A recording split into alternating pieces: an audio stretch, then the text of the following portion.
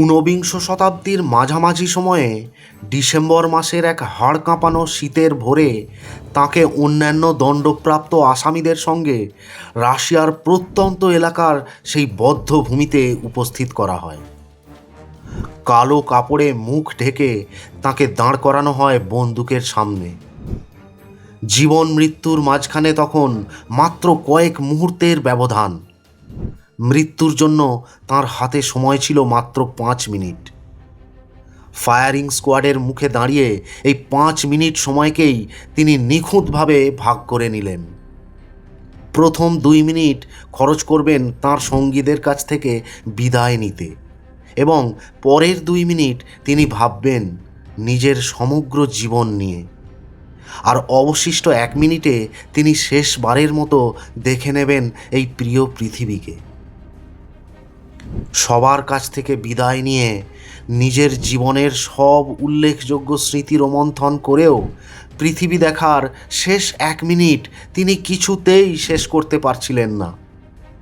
সময় এতটাই ধীর গতিতে এগোচ্ছিল যে যন্ত্রণায় ছটফট করতে করতে তিনি বলে উঠলেন, আমাকে তাড়াতাড়ি গুলি করো, আর সহ্য হচ্ছে না। ঠিক এমন সময় জার সম্রাট প্রথম নিকোলাইয়ের দূত ঘোড়া ছুটিয়ে হাজির হয় ফায়ারিং স্কোয়াডের সামনে। জারের নির্দেশে সমস্ত রাজদ্রোহীদের মৃত্যুদণ্ড রদ করে সশ্রম কারাদণ্ডে দণ্ডিত করা হয়। ফলে অন্যান্য কয়েদিদের সাথে তাঁকেও পাঠিয়ে দেওয়া হয় সুদূর সাইবেরিয়ার এক বন্দি শিবিরে। জেলখানার সেই অন্ধকারময় সংকীর্ণ কুঠুরিতে অপর্যাপ্ত জল, খাদ্যাভাব এবং নির্মম অত্যাচারের মধ্যে দিয়ে শুরু হয় তাঁর কঠোর কারাজীবন।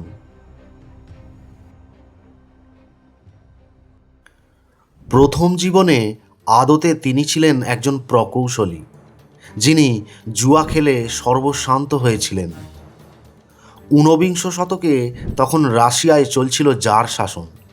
ঠিক এমন সময় 1848 সালে তিনি বিপ্লবী সমাজতন্ত্রী মিখাইল পেত্রাশেভস্কির প্রগতিশীল পাঠচক্রে যাতায়াত শুরু করেন। পরে পেত্রাশেভস্কির জনৈক সহযোগী পরিচালিত গোপন এক বিপ্লবী সংগঠনে যোগদান করে তিনি নিষিদ্ধ সাহিত্য ছাপিয়ে মানুষের কাছে পৌঁছে দেওয়ার কাজে উৎসাহিত হয়ে পড়েন। 1 বছর যাবৎ এই কাজ করার পর 1849 সালের এপ্রিল মাসে পেত্রাশেভস্কি দলের অন্য 21 জন সদস্যের সঙ্গে তিনি গ্রেপ্তার হন। বিচারাধীন বন্দী হিসেবে তাকে পিটার পল কারাদুর্গের নির্জন ঘরে 8 মাস বন্দী করে রাখা হয়। বিচারে অন্যদের সাথে তাঁকেও প্রাণদণ্ডে দণ্ডিত করা হয়। নিয়ে যাওয়া হয় ভয়ঙ্কর সেমনোভস্ক চত্বরের সেই হাড় হিম করা ফায়ারিং স্কোয়াডে।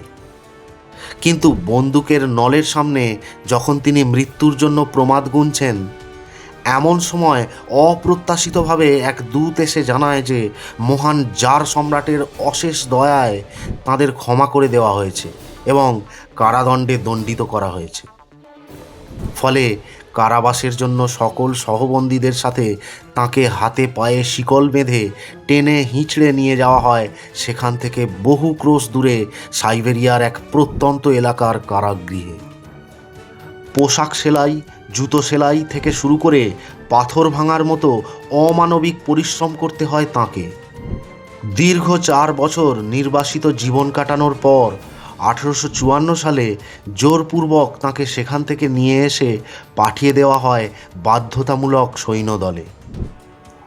অবশেষে 1859 সালে সৈনিক জীবন শেষ হলে তিনি চলে যান সেন্ট পিটার্সবার্গে। কিন্তু সেখানেও তাঁকে সারাটা জীবন কাটাতে হয়েছিল জার সম্রাটের নজরবন্দিতে। জীবনের সিংহভাগ সময় যাঁর অতিবাহিত হয়েছে রাশিয়ার এক কারাগার থেকে আরেক কারাগারের অন্ধকার কক্ষে, সেই রাজদ্রোহী আসামি ছিলেন একজন প্রখ্যাত ঔপন্যাসিক ফিওদর দোস্তোয়েভস্কি, যিনি তাঁর বিখ্যাত লেখনীগুলোর বেশিরভাগই রচনা করেছেন কারাবাসরত অবস্থায়। 1821 সালের 11ই নভেম্বর রাশিয়ার মস্কো শহরে জন্মগ্রহণ করেন দোস্তোয়েভস্কি।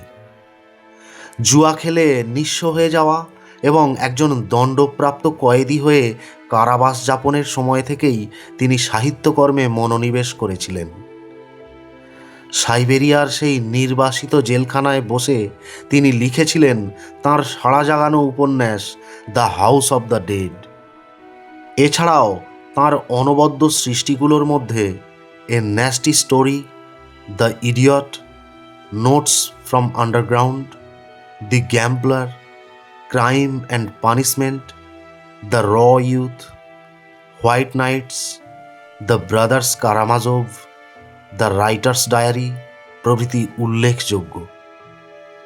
সাহিত্যের পাশাপাশি তিনি ছিলেন একজন চিন্তাবিদ এবং দার্শনিক।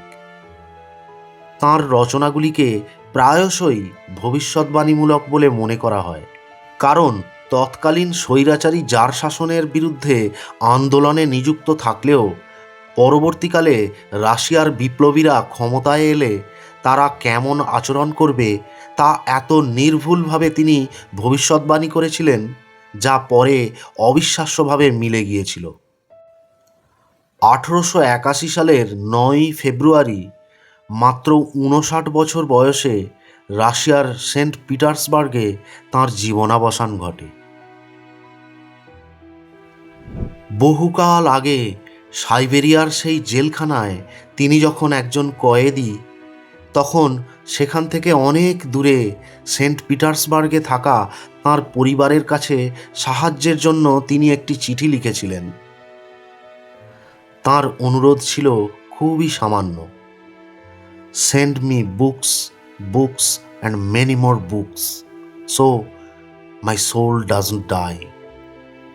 সেই চরম শীতে তিনি প্রায় হিমায়িত ছিলেন, কিন্তু আগুনের আশা করেননি।